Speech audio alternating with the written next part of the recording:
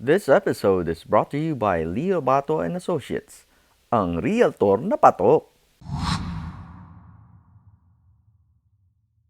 This episode is brought to you by Dr. Lourdes Capulong.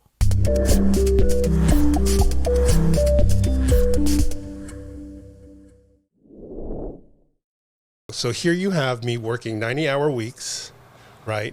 Divorced from the community. And somebody said to me one day, I need help with the Filipino veterans. Wow. I said, wait, excuse me, what was this? So the gentleman that asked me was a guy by the name of Fritz Friedman. Fritz Friedman at the time was the senior vice president of worldwide distribution for Sony Pictures, Columbia TriStar Motion Pictures. And I had met him when I was at UCLA. And he said, I would like to put on a gala, a concert for the Filipino American veterans. And I don't know if the people know, but there's been an issue with the benefits that the Filipino veterans have been not getting from the US. But wait, for Mr. Friedman, what was the catalyst or the epiphany that brought him to me? Yeah. A friend of a friend recommended me.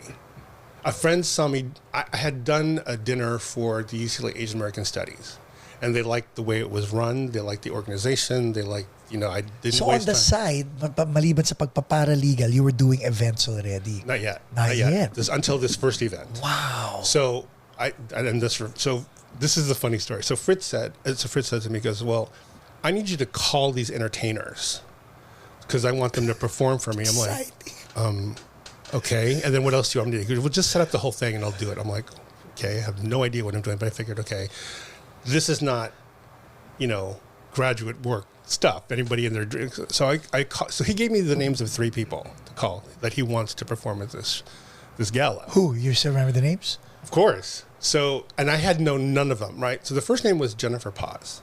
Oh. Jennifer Paz. I'm like, Miss Paz, blah, blah, blah. Could you perform for Fritz Friedman? He's doing this. Yeah, no problem. The second one was the guy by the name of Paulo Montalban. Paulo Montalban. And I said, Mr. Montalban, and I didn't know that they were like younger than me, right? Mr. Friedman wants you to perform at this event gala on. So they knew that Mr. Friedman was from Sony TriStar. So, So if Mr. Friedman said, come do this, you better do it. Okay. And the last person was Alec Mapa. Okay. And I said, Mr. Mapa, so can you perform? And he said, yeah. So I didn't know who these, okay. Afterwards, I'm like, Fritz, who are these people? Well, Jennifer just did Miss Saigon. She just finished the national tour of the first, oh, Jennifer really? Paz, I didn't know that. Okay. And Paolo, you saw him on TV. I'm like, what do you mean? Well, he was in Cinderella with Brandy and Whitney Houston. I'm like, oh, that's the that's the prince. He played the prince. And Alec Mapa, he just got through with the national tour of M. Butterfly. I'm like, okay, so I'm like, and I'm like, I have no clue.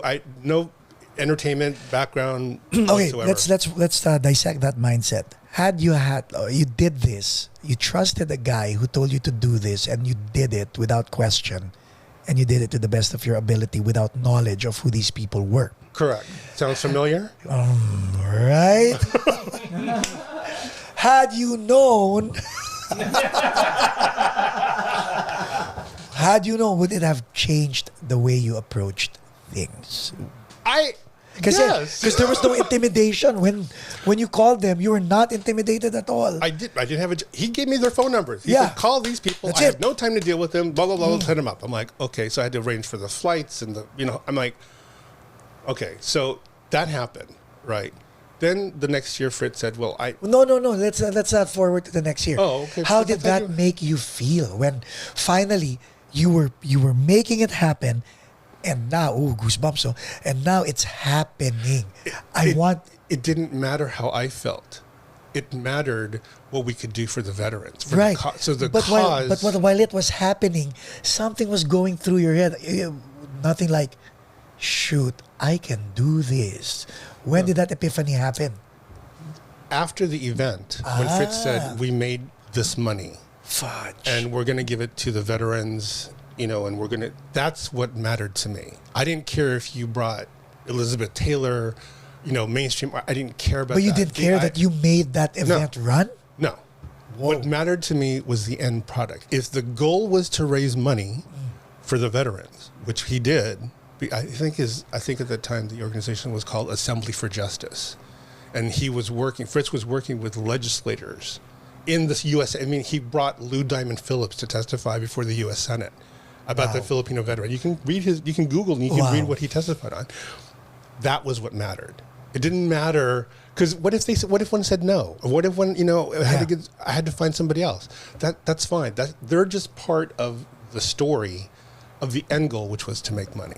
So, for the vets. Okay, because I know you're a very meticulous person. Couldn't help but give you this hypothetical. So if Oh God, we don't have time for that. Okay. yes, we do. So if your pre-production staff messes up with the light, the projector, the presentation, the slideshow, but you're still able to raise the money that you need to raise, you're fine with that. Okay, you're putting conditions on the production. 1 year, you're assuming that mistakes will happen, or that Yes. something will, and some inevitably they do. And I know However- also, you're kind of perfectionist when it comes to your production. However, under my watch, Yes. I try to minimize that. Minimize that, or try not to make that happen. Because here's the thing. Okay, Because if that happens, that jar will be filled with your money. Because I'll hear all the puñetas and all that stuff if that happens. Yeah, if there's a goal in mind, I will do everything to help that person or reach that goal. Right. So if Fritz's goal was, I want to raise $10,000 for veterans, and if these artists can help because the community knows who they are, stupid me, I didn't know who these people were, right? If these people can help in that goal, fine. Okay, I'll give them whatever they want. Yes. If it's a live band, if it's a good sound system, if it's teleprompter, Yes. whatever, I'll help them. I'll write the script. I'll Yes. line up the guests, but you just sell the tickets. Yes. And that's what happened. And then during the event, Luigi messes up with the sound system. Your intro voice messes up with the everything, but you still raise the $10,000. Yes, because No, how would that make you feel? it's fine Okay, it's fine. because of the goal. Okay. If the goal was, I'm going to present the intro voice, and they better not F up, right? Then that's okay. But if that's the goal, then you better not F up. Right. Right? But if the goal is, I'm going to present the invoice to raise money for the Leyte landslide, then people know more that there's a bigger... Yes. There's a And if that bigger goal is met, you really don't care what the production... No, I didn't say that. You're saying that. I said I tried to minimize mistakes, puñeta.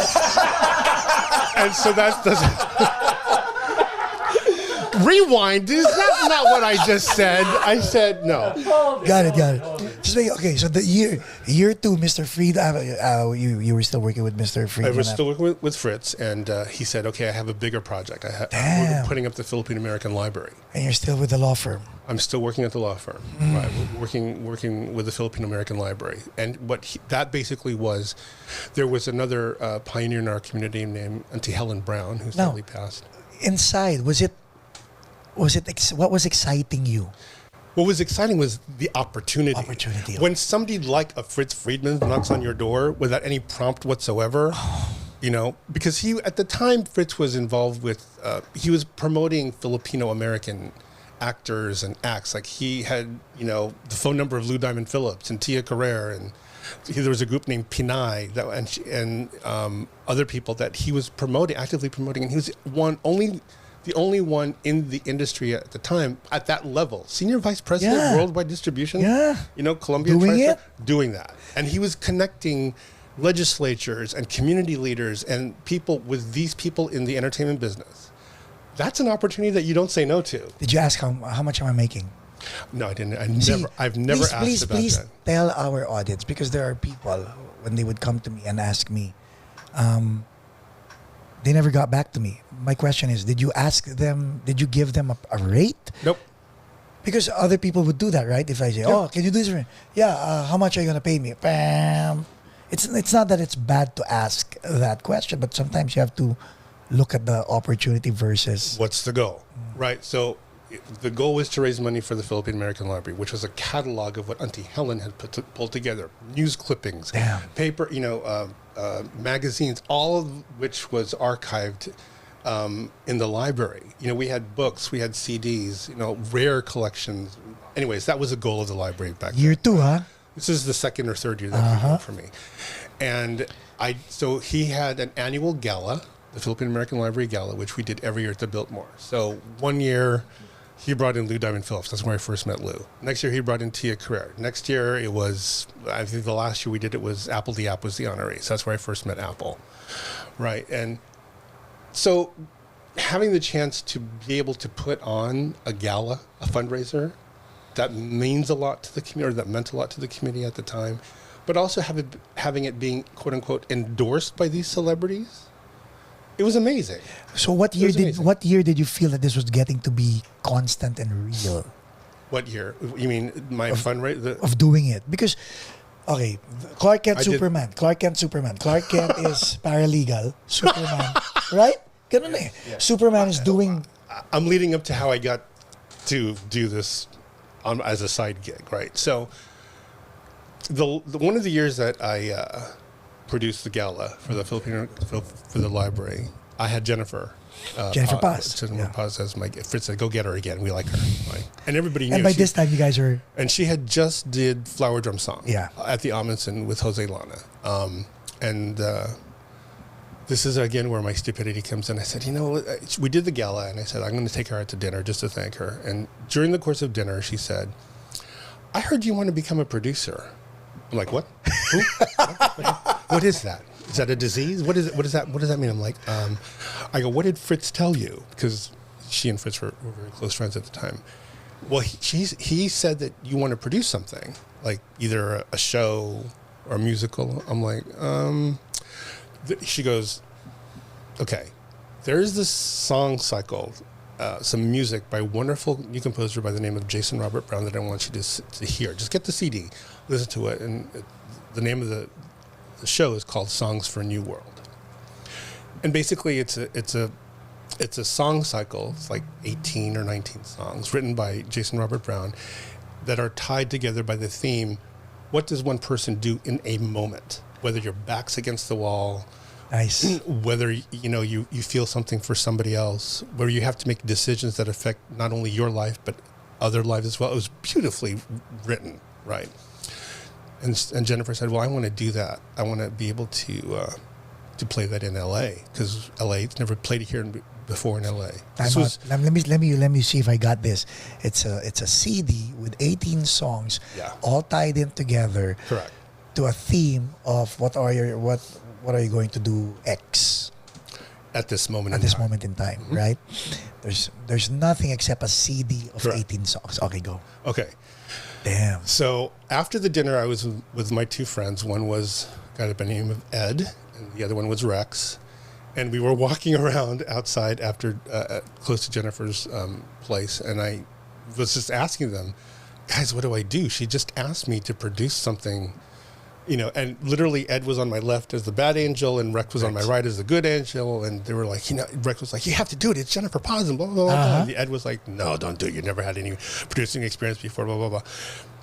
And what they meant was it was going to be a play. It was going to be an actors' equity play. I would have to do casting. I would have to find a venue. I'd have to find a professional director, choreographer, blah, blah, blah. Everything. The whole kit and caboodle.